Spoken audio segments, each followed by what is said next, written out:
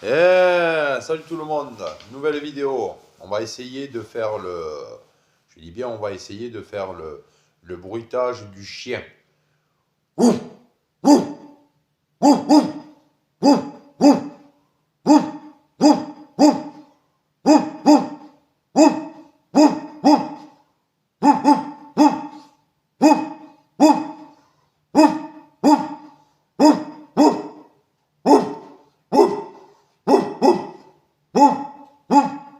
C'était le bruitage du chien. Salut les amis, ciao.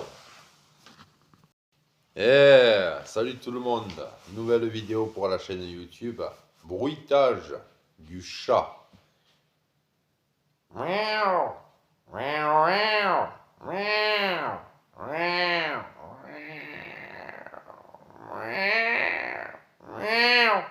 miaou, miaou, miaou, miaou, miaou, miaou, miaou, miaou,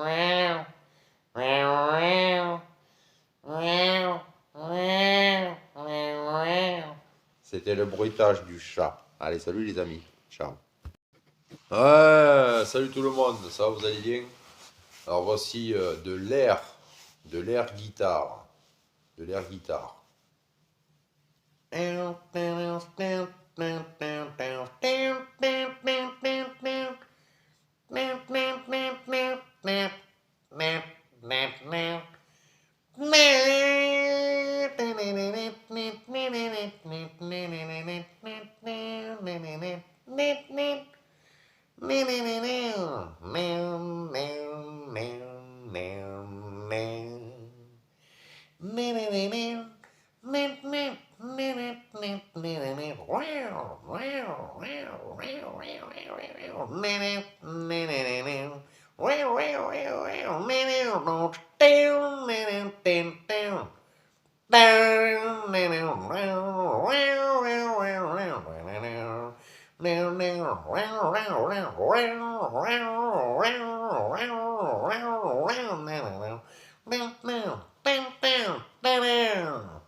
C'était de l'air guitare. Salut les amis.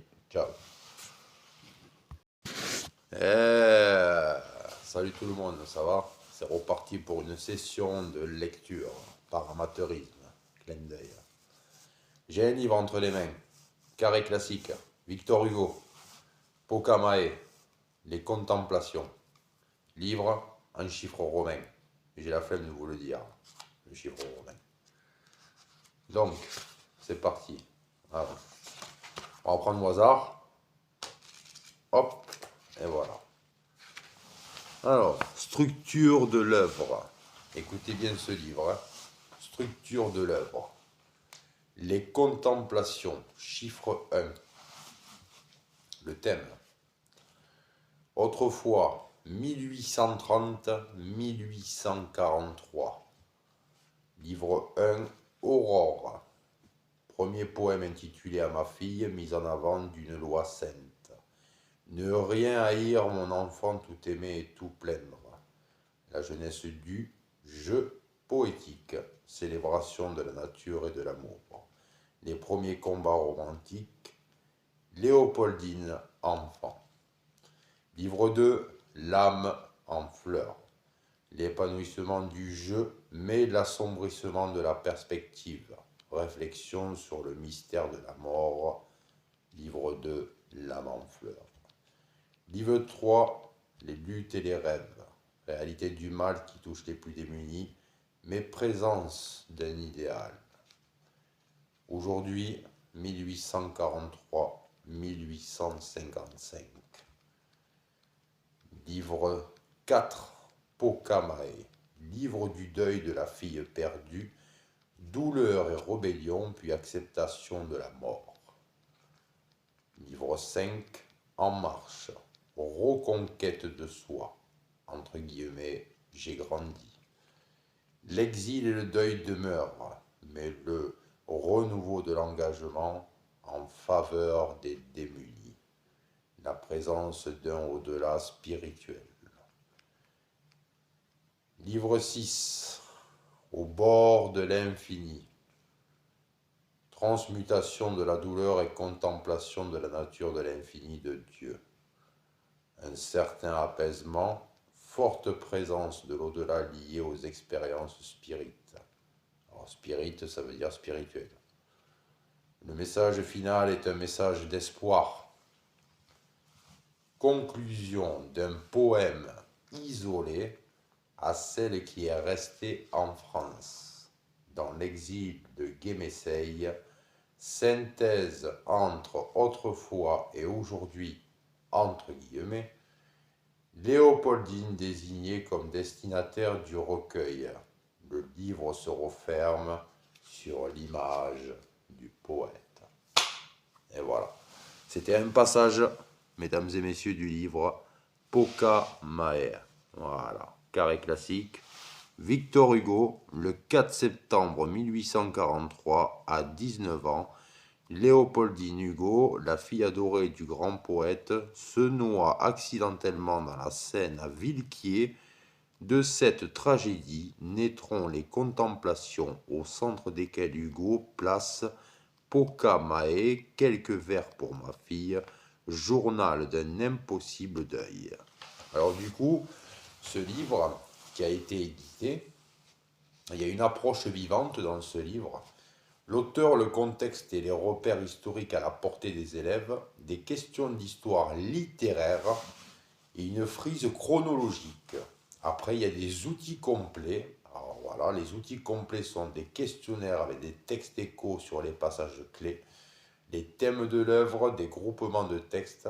Ça peut servir de sujet pour le baccalauréat, pour le bac, des approches thématiques, l'œuvre en débat, qui veut dire le poète, question d'actualité, comment écrire le deuil aujourd'hui, point d'interrogation. Et vous avez des interviews exclusives d'Alexandrine Achille, chargée de collection à la maison de Victor Hugo. Et pour finir la vidéo, une analyse d'images, un dossier iconographique en couleur ouvrant sur l'histoire des arts. Alors c'est un bouquin, quand il est sorti, il y en avait pour 4,20 €. 4,20 €. Voilà. Donc voilà, c'est les éditions Nathan. Nathan. Voilà. Et c'est de la poésie du 21e siècle. Parce que derrière, il y a marqué poésie X, bar et X. Donc voilà, ça fait 21. Donc voilà. Niveau recommandé pour le lycée. Voilà. www.carréclassique.com. Salut les amis. Ciao. Salut tout le monde. Ça va, vous allez bien? Alors aujourd'hui, session de lecture d'un livre, La tête des autres, de Marcel Aimé. A-Y-M-E accent. La tête des autres, Marcel Aimé. Alors je vous montre le bouquin. Voilà, La tête des autres. Alors je vais vous lire un passage de ce livre, scène 1. Scène 1. Ouais, scène 1, scène 1. Voilà. Roberte, monsieur, où vient de la part de monsieur Armand, dit madame Lambourde. Et Roberte s'exclame, ah, très bien. Monsieur Lambourde dit, madame Berthollier, mes hommages, madame inspecteur Lambourde. Monsieur Gourin, inspecteur Gourin, mes respectueux hommages. Roberte dit, messieurs, asseyez-vous. Et Lambourde répond, non, non, non, madame Berthollier, jamais devant les dames. Eh, Gourin? Et Gourin, solennellement, dit, jamais. Roberte, elle dit comme ça, elle-même s'assied à demi sur la table, un pied posant par terre. Dans quelles conditions? Alors, Lambourde y répond, alors, madame Berthollier, qu'est-ce que j'ai entendu dire? Qu'il y a un voyou qui cherche à vous faire des misères? Et Roberte, elle est là, elle s'exclame, il s'agit d'un repris de justice nommé Valorin. Je n'entrerai pas dans le détail d'une douloureuse histoire. Mais j'ai lieu de craindre que cet individu n'attente à la vie l'un de mes plus proches parents. Alors Lambourde, il est là, il répond, si je ne suis pas honteux, aujourd'hui les criminels ont toutes les audaces. Et Gourin, il arrive tranquille, il dit comme ça, l'abaissement du niveau de la moralité est l'inévitable conséquence de toutes les guerres. Quelle guerre? Lambourde est là, répond. Et où c'est qu'on peut le rencontrer, ce dégoûtant là? Robert, elle est là, elle dit, il sera ici tout à l'heure. Alors monsieur Lambourde, il arrive. Puisque c'est ça, comptez sur nous. On va le sermonner dans une drôle de façon. Il rit, puis il devient grave. C'est impressionnant. Madame Berthollier, avant d'en venir au fond de l'affaire, il faut que vous sachiez une chose, c'est qu'on n'est pas n'importe qui. Alors Robert, elle répond, j'en ai pas douté un instant. Lambourde, il est là, il revient. Et pour commencer, je vous affranchis tout de suite, nous autres, on n'est pas des vrais inspecteurs. Vous voyez ici l'avantage, discrétion absolue et assurée. Au lieu qu'en vous adressant à des policiers marrons, vous êtes sûr d'avoir un dossier au cul. Hein? Bon. Alors Gaurin, réprobateur, il répond, oh, c'est magistral. Lambourde, il arrive tranquille, lui. Je voulais dire un dossier au train. Excusez-moi. Vous savez que c'est dans le travail, on n'a pas toujours affaire à du monde. Choisissez, malgré qu'on soit cultivé des fois, il nous échappe un mot vulgaire. Ouah, enculé, con. Vous voyez le mot vulgaire? Alors Gaurin, il arrive et lui dit, mais c'est rare, c'est très rare. Ah, ça. Lambourde se retourne. Madame Berthollier, vous allez me dire des gens qui ne soient pas des vrais inspecteurs. Il y en a plein dans les rues. Et moi, justement, je vous réponds d'accord. Mais minute que j'ajoute aussitôt. Moi et mon collègue, on travaille dans l'intimité avec monsieur Alessandrovici. Pendant un temps. Je dis bien pendant un temps. Monsieur Alessandrovici, vous le connaissez? Je vais vous dire qui c'est, monsieur Alessandrovici. Alors Robert, elle dit non, c'est qui? Et Lambourde répond, allons donc, vous ne connaissez pas monsieur Etienne? Mais c'est pas monsieur Alessandrovici. Robert, ah, monsieur Etienne, en effet, mon mari le connaît. J'avais mal entendu son nom. Alors Lambourde, il est là, il répond. Ce qui est à plusieurs, Alessandrovici, Etienne, Durantin et bien d'autres, qui s'appellent n'importe comme monsieur Etienne, c'est un homme. Vous avez dit la fortune qu'il a, mais quelle fortune? C'est un homme. Vous vous dites la fortune, mais quelle fortune? Ce n'est pas possible, mais ça va sûrement aux milliards. C'est qu'il aura vendu du tout aux Allemands, je dis bien de tout, parce qu'il était aussi de la Gestapo, et nous autres aussi. Hein, Gaurin? C'est pas bien. Gaurin avait son orgueil. On était de l'équipe de la rue Lauraga. Ah ouais, Lauraga. Ah ouais. Alors Lambourde, il est là, il dit, remarquez que c'était dangereux.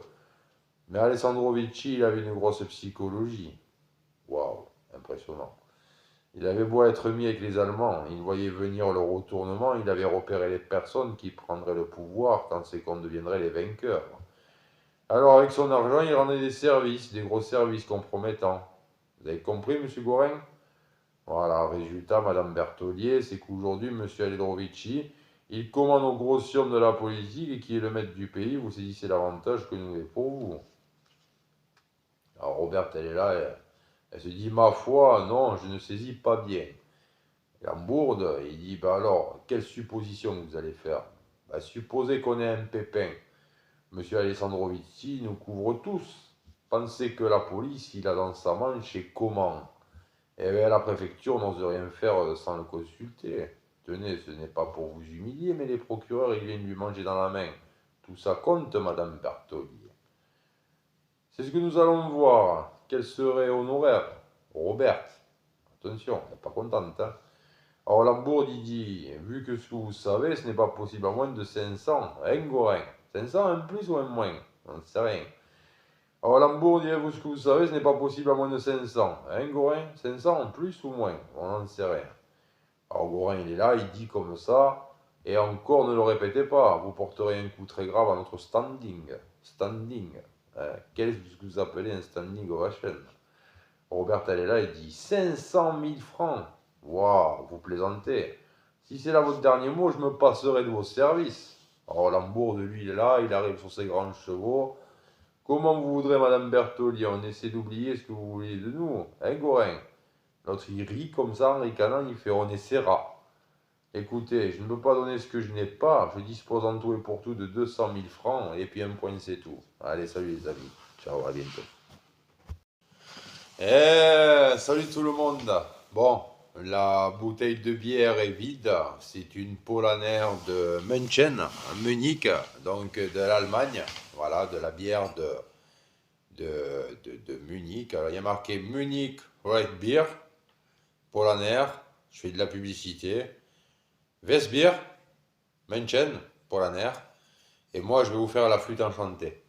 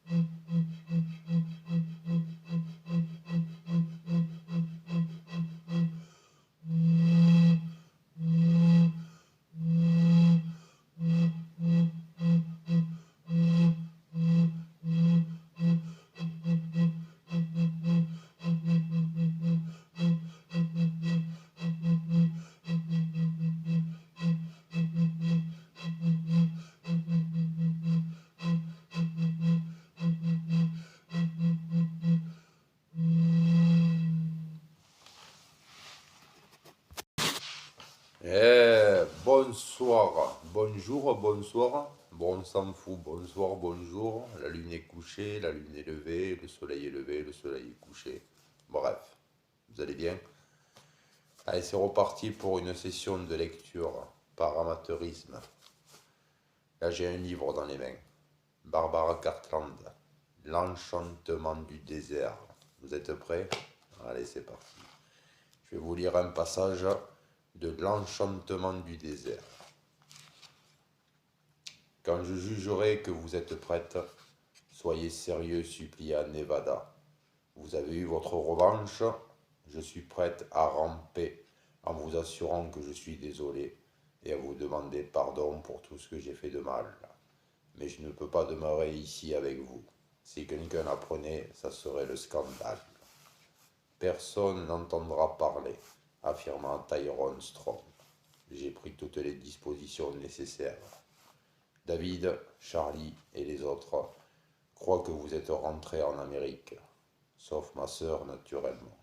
Si Madame Langholm écrit pour vous demander si elle peut vous rejoindre, ma sœur arrange à l'affaire. Après tout, il y a dans le midi de la France ou ailleurs beaucoup de gens qui aimeraient vous recevoir. Nevada soupira. C'était comme s'il l'emprisonnait dans un donjon sans aucune issue. Pour ce qui est du donjon, scandale, poursuivit Tyrone Strong. S'il vous plaît de raconter ce qui s'est passé sur ce bateau, quand vous serez rendu à la civilisation, c'est uniquement votre affaire. Croyez-vous que j'aurai envie d'en parler? Dit Nevada, vivement. Vous êtes en train de vous moquer de moi. Vous me traitez comme une délinquante, ce dont je n'ai certainement pas lieu d'être fier. Pourquoi continuer? Vous avez eu votre revanche, n'est-ce pas suffisant? Nous avons tous une ambition sous une forme ou sous une autre. Je vous l'ai déjà dit, répondit Tyrone Strong. En ce moment, la mienne est de modifier un jeune spécimen fort peu plaisant de l'humanité. Peut-être n'irai-je pas. Peut-être est-ce impossible, mais au moins j'aurai essayé. Je ne suis pas déplaisante, tempêta Nevada, et je ne suis pas aussi mauvaise et démoniaque que vous voulez le croire. J'ai été écervelée, je suis prête à l'admettre. L'admiration dont je suis l'objet m'a peut-être tourné la tête, d'accord. Mais pour le reste, je suis une fille normale avec les mêmes sentiments que les autres. Bien au contraire, j'incline plutôt à croire que vous êtes extraordinaire, dit Tyrone Strong. Vous m'avez dit par exemple que l'idée de l'amour vous répugnait. Ce qui est tout est fait vrai, souligna Nevada. Quelle femme possédant vos avantages n'éprouvait ni tendresse, ni sympathie, ni compassion pour les hommes qui tomberaient amoureux d'elle? Qui ne souhaiterait aimer et être aimé comme ce fut le cas des hommes ou des femmes depuis le commencement des temps? La voix de Tyrone Strom emplissait le salon et résonnait. Qui suis-je ainsi? C'est que je m'efforce de découvrir, rétorqua Tyrone Strom. Ça sera peut-être long. Plus vite vous ferez à cette idée, mieux ce sera. Nevada trépigna. Je vous hais, et vous me répugnez. Je vous tuerai si l'occasion m'en est donnée. J'aurais dû le faire avant que vous me preniez mon revolver. Et voilà les amis, c'était L'Enchantement du désert de Barbara Cartlang. Regardez le livre. Voilà. Allez, tchuss, salut, ciao.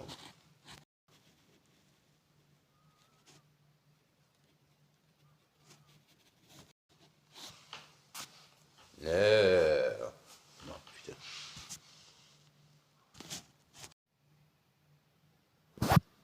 Donc, ici le youtubeur par pure passion et puis non lucratif sans toucher de salaire.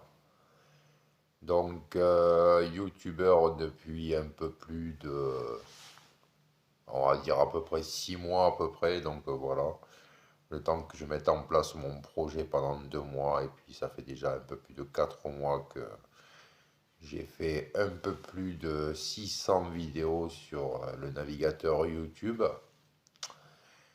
Donc j'ai calculé en tout et pour tout à peu près, bref, entre 5000 et 6000 vues sur la plupart de toutes les chaînes YouTube. Donc j'ai une info à vous faire parvenir. Faites attention aux logiciels de piratage hacking éthique sur Android. Donc voilà. Donc c'est des logiciels qui ont été inventés sur Android pour pirater les données personnelles des gens, tout ça et tout. Donc voilà. Et puis après, quand il s'agit de toutes les vidéos que je poste sur mes chaînes YouTube, donc j'ai appris par la chaîne France Info sur la TNT. On peut faire des plagiats, c'est autorisé, mais il ne faut pas non plus trop abuser. Donc voilà, le plagiat est accepté. Mais il ne faut en aucun cas piquer les droits d'auteur à des gens. Donc voilà. Alors je vais vous raconter une histoire toute simple. L'histoire que je vais vous raconter, c'est une histoire que quelqu'un m'a racontée, et puis c'est vrai, ce n'est pas un bobard. Alors c'est l'histoire d'un gars, ben voilà, l'histoire d'un gars, un jour, un mec qui travaille dans l'événementiel, donc voilà, il s'en va travailler tranquille, taper sa soirée, tout ça, peinard. Et puis un jour, ce gars, bon, ben bref, il se met à faire son style de spectacle, je sais pas quoi, là, bref, bon, voilà quoi. Et puis il commence à taper bien au micro, donc voilà.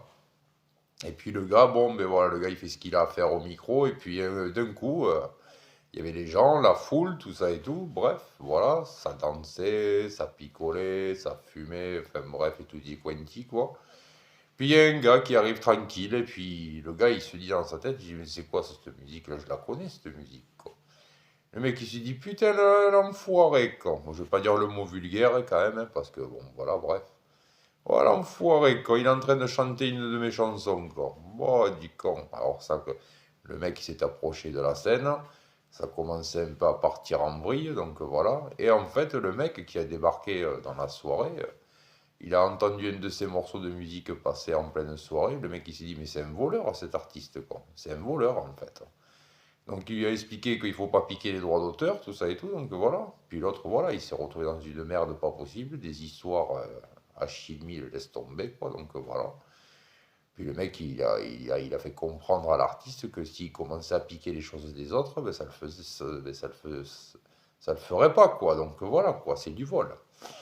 Alors ce qu'il faut savoir quand on pique des choses en droit d'auteur, tout ça et tout, ben, on risque à peu près alors déjà, c'est comme un exemple que je vais vous citer, par exemple, au niveau du piratage informatique pour les films indépendants de cinéma 7e art. On peut risquer jusqu'à presque 7500 € d'amende, un an de prison avec sursis, entre 24 heures, 48 heures et 96 heures de coupure d'Internet, donc au niveau de la box Internet ou des connexions Internet du téléphone. Donc voilà.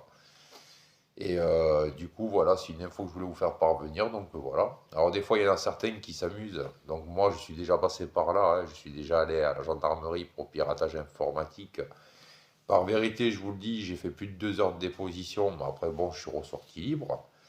Donc c'était pour du piratage informatique, surtout sur le cinéma et 7e art, hein. Donc voilà. Donc moi, quand j'ai assisté, quand on m'a convoqué à la gendarmerie pour ce fait-là, donc les gendarmes, déjà, ils vous posent des questions, ils vous demandent qu'est-ce que vous faites avec quel logiciel. Donc ils vous posent la question avec quel logiciel vous faites. Alors moi, à l'époque, bon, moi, je leur avais dit que j'étais avec uTorrent, hein. Donc voilà. Mais après, bon, uTorrent, après, bon, c'est un logiciel obsolète, hein. Il est pourri, hein, de toute façon, hein. Il y a mieux que ça. Donc voilà. Bon, enfin bref, moi j'ai été attrapé avec uTorrent, donc voilà. Et pour vous dire la vérité, donc moi ma technique c'était, je vous le dis maintenant en 2023, hein, ça me gêne pas, donc voilà. Donc moi ma technique c'était en fait de changer de box internet à peu près tous les 4 à 6 mois, donc voilà. Le truc qu'il y a, c'est que ça engendrait à chaque fois 10 euros de frais supplémentaires à chaque fois qu'on changeait la box internet. Donc, ce qui veut dire en changeant de box internet, du coup, l'adresse IP elle change. Donc, voilà. Alors, c'est pour ça que Adopi, ils n'arrivaient pas à m'attraper. Donc, voilà. Alors, ils commençaient à se poser des questions, Adopi. Donc, voilà. Ils disaient, c'est bizarre, c'est pas toujours la même adresse IP, tout ça. Et en fait, à l'époque, moi, j'avais trouvé cette technique parce que j'avais pas les moyens d'avoir des trucs de sécurité gratuits, tout ça et tout. Donc, voilà, j'avais pas du très beau matériel de professionnels chevronnés. Donc, voilà. Et du coup, le système de changer de box Internet tous les 4 à 6 mois et en payant 10 euros de frais pour changer de box, hein. Donc voilà, l'adresse IP elle change à chaque fois, c'est pas toujours le même numéro. Donc voilà. Mais après, bon, ça reste quand même traçable parce qu'il y a la géolocalisation dans les box Internet. Et donc voilà, ils savent très bien où est le faisceau électrique informatique du gainage quand c'est relié au boîtier central d'un village, hein. Donc voilà. Ce qui fait que quand on vit dans un village, il y a plusieurs boîtiers centrales qui existent. Et ces boîtiers centrales, en fait, qui existent, c'est des boîtiers où il y a toutes les connexions et connectivités Internet, intranet, téléphonie et tout ça et tout. Donc voilà, tous ces boîtiers centrales, en fait, ont été inventés pour l'alimentation en téléphonie Internet dans chaque ville, chaque région, chaque recoin de la planète, tout ça et tout. Donc voilà. Et ça fait partie des télécommunications Internet. Donc voilà.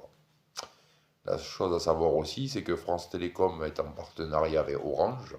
France Télécom est en partenariat avec SFR. France Télécom est en partenariat avec Bouygues Télécom.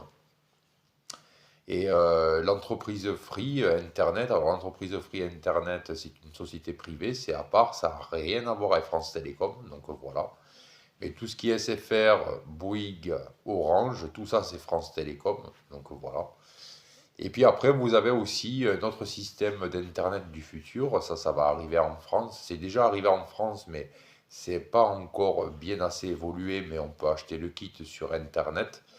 Donc il y en a à peu près pour 400, 500, 600, 700, 800, 900 euros. Et ça, c'est l'Internet américain, le Starlink. Alors le Starlink, c'est une parabole qu'on met sur le toit de la maison ou alors en extérieur par terre aussi, on peut le mettre. Et l'Internet Starlink, c'est de l'Internet du futur. Donc voilà, c'est l'Internet par satellite. Voilà. Alors c'est pas de la fibre, hein, c'est de l'Internet par satellite. Voilà. Ce qui veut dire que le Starlink en fait est connecté dans au niveau des satellites qui sont dans le ciel, enfin dans l'espace. Donc voilà, le Starlink c'est l'Internet par satellite. Voilà. Alors vous pouvez acheter tout le kit complet sur Internet, vous en avez entre 400 et 900 euros. Donc voilà, c'est à vous de vous le monter tout seul à la maison. Voilà. Et c'est avec une parabole, des câblages. Vous pouvez le connecter au téléphone portable, le Starlink, et puis dans la maison en connectivité partout. Donc voilà, on appelle ça le Starlink. Et puis du coup, voilà, donc c'est une petite histoire à vous raconter. Donc voilà, puis après, bon, je reviens sur l'histoire du gars, là, hein, que le mec, il a eu des embrouilles par rapport à ce qu'il avait piqué en droit d'auteur au type, là. Donc voilà, bon, enfin bref, que des problèmes, quoi. Donc voilà, bref. Donc voilà les youtubeurs, voilà les youtubeuses, quelques petites infos, donc voilà. Et puis après, bon, si au cas où un jour vous partez à la gendarmerie Si vous êtes convoqué à la gendarmerie pour une déposition que vous devez faire pour piratage informatique parce que vous avez téléchargé beaucoup de films sur Internet, le truc qu'il y a, c'est que c'est Adopi qui vous attrapera. Ils ont tous les droits de vous foutre en prison, soit un an ferme ou un an avec sursis. Donc vous passerez devant le tribunal, mais après, bon, vous aurez du sursis. Si vous continuez de plus en plus belle, bah, après il y a 7 500 € d'amende. Donc voilà. Ils peuvent vous donner un avertissement, deux avertissements. Mais au bout du troisième avertissement, après ça ne loupe pas. Vous avez les menottes au poignet, ils viennent vous chercher. Vous faites une garde à vue, une déposition, et puis après vous payez une amende. Vous avez un an de prison avec sursis.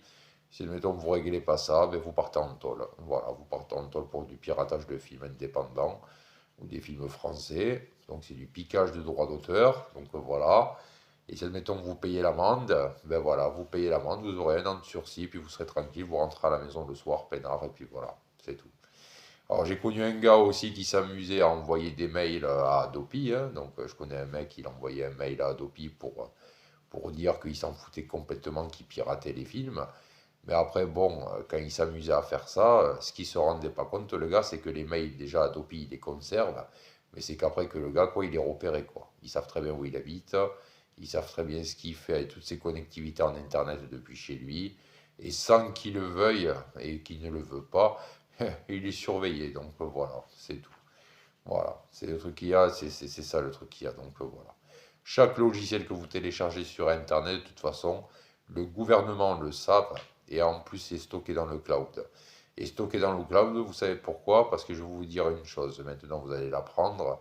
Tout ce qui est système parallèle informatique, alors ce qu'on appelle un système parallèle informatique, c'est tout ce qui est les colonnes d'unité centrale informatique. Voilà, en fait, les systèmes parallèles d'informatique, c'est là où il y a tous les plus gros entrepôts de la planète, et c'est là où il y a toutes les données dans des armoires informatiques, que des câbles RJ45 de connectés à plein de petits connectiques, et tout ça, c'est toutes les informations de la planète entière. Donc voilà, j'ai pas à vous dire ça pour me cacher, mais c'est sur Internet. Et le gouvernement ne s'en cache pas parce que ça a été déjà divulgué sur Internet et beaucoup de gens le savent. Donc voilà.